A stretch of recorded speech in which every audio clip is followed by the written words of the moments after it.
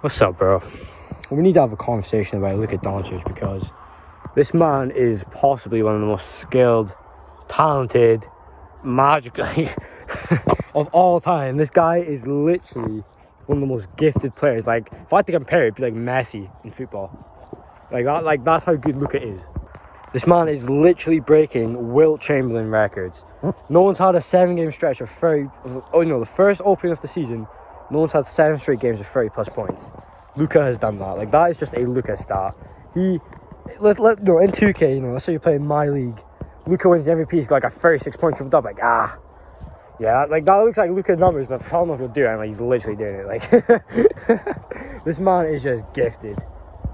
Hey, lighting's looking kind of good, but obviously a big game that happened was, the Cavs and Celtics game. What a game that was.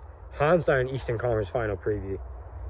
I think the Bucks, it just depends on the scene, to be honest. It could be a second round matchup, but man, Cleveland and Boston, what a game this was. Drama from start till finish. If you're the Cavs, and Jaylen Brown and Jason Tatum, scored 26 and 30 each respectively, and you still win, when you watch the game, it literally came down to the last shot, but still, you gotta be hopeful of that. Also, Cleveland's arguably best player, I think it's Donovan Mitchell, but Darius Garland came back, had 29 points and 12 assists. It's like he never left. Also, it was an eye injury, so, nothing physical. He was probably still playing, but wow, him and Donovan Mitchell are a phenomenal. They might be the best. I'll still give it to Clay and Steph, Clay's, not playing very good this season, but very good backcourt. Top 5, I'd say, at least. They're legit the complete package. Yeah, Cleveland are 6-1 now. This trade has just done everything for them. Obviously, their defense is just elite now. So in these game situations where you're in the game and you've had the best offense you've had since LeBron and Kyrie were there, that's a formula for winning games. Obviously, the drama, Donovan Mitchell hits that crazy step back, get a clutch lead. What a shot that was, by the way. Donovan Mitchell's crazy. And then Tatum just has that monster dunk on Jarrett Allen. I was like, what the fuck? Jesus. And then, obviously, the clutch shot in the end by the Celtics. Amazing. And then Jason Tatum blocks Donovan Mitchell's jump shot. Watching that game was crazy, man. The Lakers are actually winning games now. Ever since this whole Westbrook, coming off the bench, Westbrook looks like a whole different. He literally looks like his old self. Obviously, not like getting the triple doubles and the huge 30-point games. But this man's got I'll read out stats. But yeah, Tatum was just phenomenal. The clutch dunks on Allen and then blocks Donovan Mitchell's step back. That's MVP player there. Yes, this game was down to the wire. This was game of the year, to be honest. If I'm being honest with you, this was my game of the year. Jaylen Brown goes for the shot, misses. His Cavs get a win. This is such a great win. They have one of the best starting fives in the league, and to be honest, I do expect them to keep this up in the regular season. I do think they will get a bit outmatched by, the Celtics and the Bucks, possibly the Heat.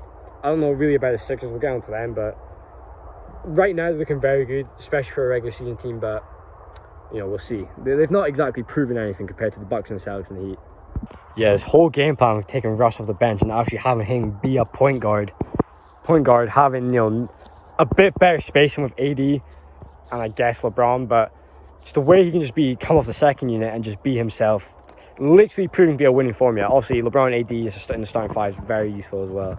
But if you're a Lakers fan right now, you're feeling very hopeful, especially with Russ. But I won't say Buddy Hield trade, get it done. Yeah. Obviously, giving up the big lead and nearly losing the game. Obviously, LeBron had that fadeaway that missed, and then the defense just completely fell asleep. And Larry Nance, who defended the shot, got the bucket. But obviously, what a pass by Austin Reeves, by the way, to Matt Ryan. Matt Ryan, I swear that guy was literally probably working in FedEx. But yeah, ice in the veins, man. That's a very hard shot, especially in the situation. And Lakers just get it done in OT. One thing I will say though is Zion. Zion is just, without Brandon as well, almost got the win. Just obviously he does have CJ as well, but Zion is just so dominant. When he plays LeBron, Pelicans versus Lakers is one of my favorite games to watch. Just because you see Zion versus LeBron, it's like old versus new. It's like Zion's just so fun to watch. He's so electrifying, so dominant. That man just makes athleticism look so easy. Another game that was really good to watch is the Hawks and Knicks. They also have got their rivalry with Trae Young. Trae Young didn't play the best. His first quarter, it's like 2 for 12. 12 shots in the first quarter is mental anyway. Yes, he is a superstar. Still, he shouldn't be taking 12 shots. But DeJounte Murray, completely, I mean, this man, what a trade that was for them. 36 points, such good defense, good playmaking. Took a lot of threes. 5 for 12, I think it was, but his 3-point volume has just been so much better ever since he got traded there. To be honest, that's really how it should be. But okay, I lost my words. Obviously, when Trae Young struggles, before this season, it was like, okay, yeah, the Hawks have lost. They're really relying on Trae Young to really just win them the game. Obviously, that's the impact he has. Obviously, they have a good team around him. Obviously, yeah, but when Trae struggles, doesn't shoot well, they normally lose. But when you have an all-star teammate, it makes it a lot easier. And, that just shows today that can be very useful in the playoffs. As you know, the Heat series, Hawks versus Heat, Trae just struggled and they nearly got swept. Or they did get swept. I can't remember. Did not go over 6 games, though. Or over 5. So, yeah, Trae has some help, and it has been showing. I'll lightly get on the Sixers-Wizards game. Obviously, no Embiid playing again. We were missing, some key players. Harden and Maxey did play well. It was somewhat of a close game. Harden hit that nice step-back buzzer beater in the 4th. Maxey's just playing out his mind as well. That man is definitely getting an all-star, He'll be in the conversation. I don't know if he'll make it. Do you know what I mean? The NBA All-Star has been a bit fucked up, snubbing people, but he'll definitely be in contention.